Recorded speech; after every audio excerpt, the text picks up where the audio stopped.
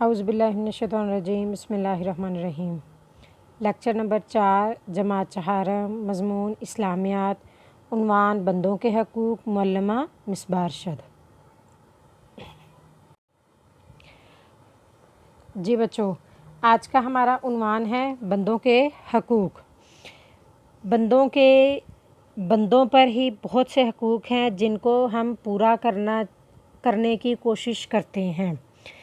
ان بندوں کے حقوق میں کون کون سے حقوق ہیں جو ہم پر واجب ہوتے ہیں؟ والدین کے حقوق، رشتہ داروں کے حقوق، اولاد کے حقوق، یتیموں کے حقوق، دوستوں کے حقوق، غریبوں کے حقوق، مسلمانوں کے آپس میں حقوق۔ جی بچوں، یہ سارے ہمارے آپس میں ہی مسلمانوں کے ایک دوسرے کے حقوق ہیں جن کو جھٹلانے والا انسان گناہ گار کے زمرے میں بھی آ جاتا ہے۔ جی بچوں، اس کی میں آج پڑھائی شروع کرتی ہوں اور آپ نے میرے ساتھ ساتھ میں جیسے جیسے پڑھائی کرتی جاؤں گی آپ مشکل الفاظ کو خط کشیدہ کرتے جائیے گا۔ بندوں کے حقوق۔ بندوں کے حقوق سے مراد وہ حقوق ہیں جو ایک انسان کے دوسرے انسان پر لازم ہوتے ہیں۔ معاشرے میں امن و سکون قائم رکھنے کے لیے ضروری ہے کہ ہر فرد دوسرے کے حقوق کی ادائیگی کا خاص خیال رکھے۔ اسلام میں ایک دوسرے کے حقوق پورے کرنے کی بہت تاکید کی گئی ہے۔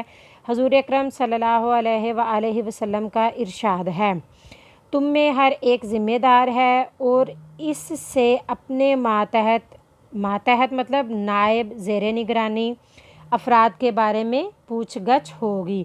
مطلب جو ہم پر حقوق واجب ہیں اگر ہم ان کو پورے طریقے سے ادا نہیں کرتے ہیں تو یقیناً ہم گناہ گار ہوں گے۔ مثلاً ایک پڑوسی کا حق ہے کہ اس کا پڑوسی اس سے اچھا سلوک کرے، بڑوں کا حق ہے کہ چھوٹے ان کا احترام کریں، چھوٹوں کا حق ہے کہ بڑے ان پر شفقت کریں، وطن کا حق ہے اہل وطن اس کے استحکام اور دفاع کے لیے پوری کوشش کریں۔ والدین کے حقوق۔ بندوں کے حقوق میں سب سے زیادہ تاکید والدین کے حقوق کی ہے۔ اللہ تعالیٰ نے اپنی عبادت کے بعد والدین کے ساتھ حسن سلوک کا حکم دیا، ان کی فرما برداری اور عزت و احترام کی تاکید کی۔ اللہ تعالیٰ کا ارشاد ہے، وَبِالْوَالِدَيْنِ إِحْسَانًا، سورۃ بنی اسرائیل آیت نمبر 23۔ ترجمہ، اور والدین کے ساتھ نیک سلوک کرو۔ والدین کے حق میں دعائے خیر کرنا بہت بڑی نیکی ہے۔ والدین اللہ تعالیٰ کا فرمان۔ جی بچوں، اللہ تعالیٰ کا فرمان ہے، صفحہ نمبر 21 سے میں پڑھ رہی ہوں، قُل رَبِّ ارْحَمْہُمَا کَمَا رَبَّیَانِی صَغِیرًا، سورۃ بنی اسرائیل آیت نمبر 24۔ ترجمہ، کہو اے میرے رب میرے والدین پر رحم فرما جیسے کہ انہوں نے مجھے بچپن میں پالا۔ اس کے بعد بچوں آ جاتی ہے رشتہ داروں کے حقوق۔ رشتہ داروں کے بھی بہت سے حقوق ہیں، ہم ان سے اچھا سلوک کریں، ان کی خوشی اور غم میں ان کے ساتھ شریک ہوں۔ ہمارے پیارے نبی حضرت محمد صلی اللہ علیہ وسلم نے فرمایا، مسکین پر صدقہ کرنے سے 1 ثواب ملتا ہے اور کسی ضرورت مند رشتہ دار کو صدقہ دینے سے 2 گنا ثواب ملتا ہے، ایک صدقہ کا اور دوسرا صلہ رحمی کا۔ اس کے بعد ہے اولاد کے حقوق۔ اولاد کا حق یہ ہے کہ ان کے اچھے نام رکھے جائیں۔ اب یہ والدین کے حقوق اولاد پر بتائے جا رہے ہیں کہ اولاد کے کیا حقوق ہیں۔ اولاد کا حق یہ ہے کہ ان کے اچھے نام رکھے جائیں، ان کی تعلیم و تربیت کا مناسب انتظام کیا جائے، ان پر شفقت کی جائے، کسی بچے کو دوسرے بچوں پر ترجیح نہ دی جائے۔ اس کے بعد ہے یتیموں کے حقوق۔ یتیموں کا حق یہ ہے کہ ان کے ساتھ شفقت اور ہمدردی سے پیش آیا جائے تاکہ انہیں اپنے والدین کی غیر موجودگی کا احساس نہ ہو، ان کے مال کی حفاظت کی جائے، جب وہ بالغ ہو جائیں تو ان کا مال ان کے سپرد کر دیا جائے۔ آپ صلی اللہ علیہ وسلم کا ارشاد ہے، سب سے اچھا گھر وہ ہے جس میں کوئی یتیم بچہ پرورش پائے۔ یتیم بچہ اس کو کہا جاتا ہے جس کے والدین یا والد وفات پا چکے ہوتے ہیں، اسے یتیم بچہ کہا جاتا ہے۔ دوستوں کے حقوق۔ دوستوں کا حق یہ کہ اس کے ساتھ اخلاص سے پیش آیا جائے، اچھے کام میں ان کی مدد کی جائے اور برے کام جی بچوں صفحہ نمبر 22 اور برے کاموں سے انہیں روکا جائے۔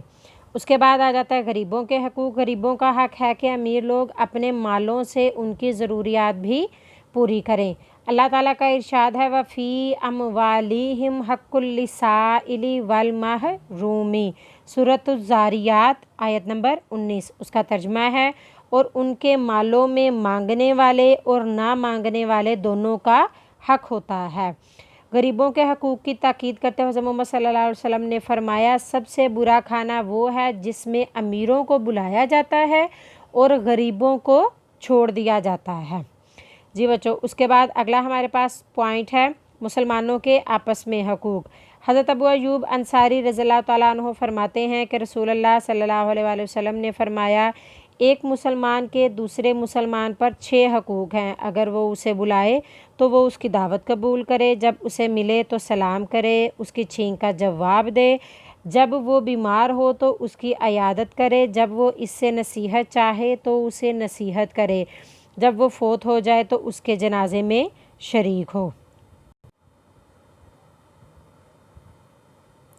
जी बच्चों, ये थे सारे पॉइंट्स जो मैंने आपको पढ़ाए हैं और मुझे उम्मीद है कि आपको इस पढ़ाई की समझ भी आ गई होगी। और अगर आपने सवालों के जवाब अब मैं आपको हल करवाती हूँ और इसको आप हाथ में कापी जब आप पढ़ाई करने बैठें तो उसके साथ साथ अपने हाथ में पेंसिल लेकर बैठा करें। एक तो मैंने आपसे कहा था कि ख़त कशीदा अल्फाज को करते जाएं और दूसरे नंबर पे अब इन सवालात के जवाबात जो हैं उस पर आप निशान लगा लें ताकि आपको लिखने में आसानी हो। सवाल नंबर 1 अलिफ, बंदों के हकूक़ से क्या मुराद है? बंदों के हकूक़ से क्या मुराद है बच्चों? इसका सवाल का जवाब है वो आपको सफ़ा नंबर 20 पर मिल जाएगा। उसकी पहली 3 लाइनें हैं और चौथी जो है वो नबी पाक सल्लल्लाहु अलैहि वसल्लम का इरशाद है, तुम में हर एक ज़िम्मेदार है और इससे अपने मातहत अफराद के बारे में पूछगछ होगी। तो बच्चों ये है सवाल नंबर 1 का जवाब। उसके बाद है सवाल नंबर 2, एक मुसलमान के दूसरे मुसलमान पर क्या हकूक़ हैं? जी बच्चों, इसका जो सवाल का जवाब है वो भी आपको सफ़ा नंबर 20 पर मिलेगा। जहाँ पर आपका सवाल नंबर 1 ख़त्म हो रहा है वहीं से आगे 2 लाइनों का मुख्तसर सा जवाब है इसका। मसलन एक पड़ोसी का हक़ है कि इसका पड़ोसी उससे अच्छा सलूक करे, बड़ों का हक़ है कि छोटे उनका एहतराम करें और छोटों का हक़ है कि बड़े इन पर शफ़क़त करें। वतन का हक़ है कि अहले वतन उसके इस्तेहकाम और दिफा के लिए पूरी कोशिश करें। बस ये मुख्तसर सा इसका सवाल नंबर 2 का जवाब था।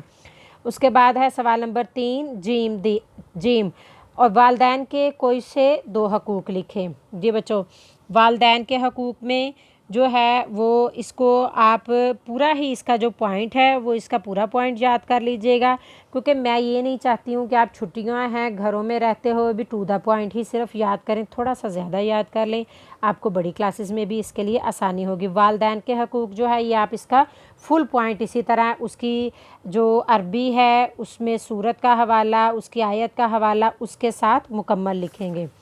उसके बाद बच्चों आ जाता है औलाद के हकूक़। औलाद के हकूक़ क्या हैं? सवाल नंबर 4 है औलाद के हकूक़ क्या हैं?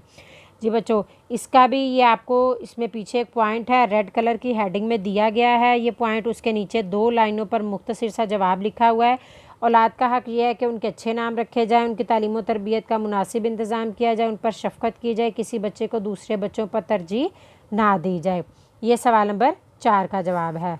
उसके बाद है बच्चों सवाल नंबर है किसी ज़रूरतमंद रिश्तेदार को सदका देने का क्या अजर है?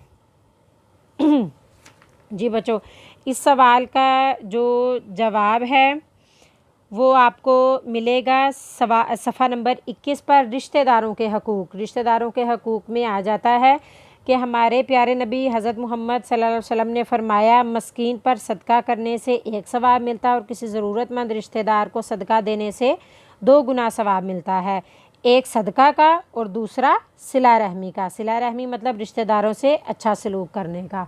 तो ये सवाल नंबर 5 भी अब आपका हो गया है। निशान बच्चों सभी ने लगा लिए होंगे। जी बच्चों, उसके बाद आ जाता है खाली जगह पुर करें। एक पड़ोसी का हक़ है कि उसका पड़ोसी उससे अच्छा डैश करे, अच्छा सलूक करे। नंबर बे, बंदों के हकूक़ में सबसे ज़्यादा हकूक़ डैश के हैं, वालदैन के हैं। नंबर 3, एक मुसलमान के दूसरे मुसलमान पर डैश हकूक़ हैं, 6 हकूक़ हैं। नंबर दाल, जब कोई बीमार हो तो दूसरा मुसलमान उसकी डैश करे, इबादत करे। नंबर है, बड़ों का हक ये है कि छोटे उनका डैश करें, अदब करें। जी बच्चों, दुरुस्त जवाब पर टिक्का निशान लगाएं। हकूकुल इबाद से मुराद किसके हकूक़ हैं? बंदों के। मुनासिब तालीम व तरबियत किसका हक है? वालिदैन का। नहीं सॉरी बच्चों, है मुनासिब तालीम व तरबियत किसका हक है? औलाद का। सॉरी बच्चों, ये मुझसे गलती हो गई है। जी बच्चों, उससे अगला है, अल्लाह ताला के हक के बाद किसके हक की अदायगी का हुक्म दिया गया है? वालिदैन के।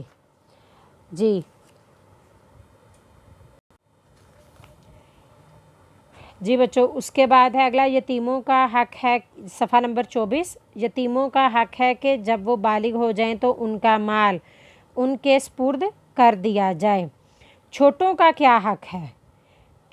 उन पर शफ़क़त की जाए। अब बच्चों, कालम अलफ़ को कालम बे से मिलाएंगे। दोस्तों का हक ये है कि उनके साथ इखलास से पेश आया जाए। जब कोई बीमार हो तो दूसरा मुसलमान उसकी अयादत करे। अयादत करे मतलब उसकी बीमार पुरसी करने उसके घर जाए या जहाँ पे वो हो। ज़रूरतमंद रिश्तेदार को सदका देने से 2 गुना सवाब मिलता है। एक मुसलमान के दूसरे मुसलमान पर 6 हकूक़ हैं। यतीम जब बालिग हो जाएं तो उनका माल उनके सुपुर्द कर दिया जाए। जी बच्चों, आपको उम्मीद है समझ आ गई होगी। ठीक है बच्चों, अपना ख्याल रखिएगा। अल्लाह ताला आपको अपने हिफ्ज़ व ईमान में रखे। अल्लाह हाफ़िज़।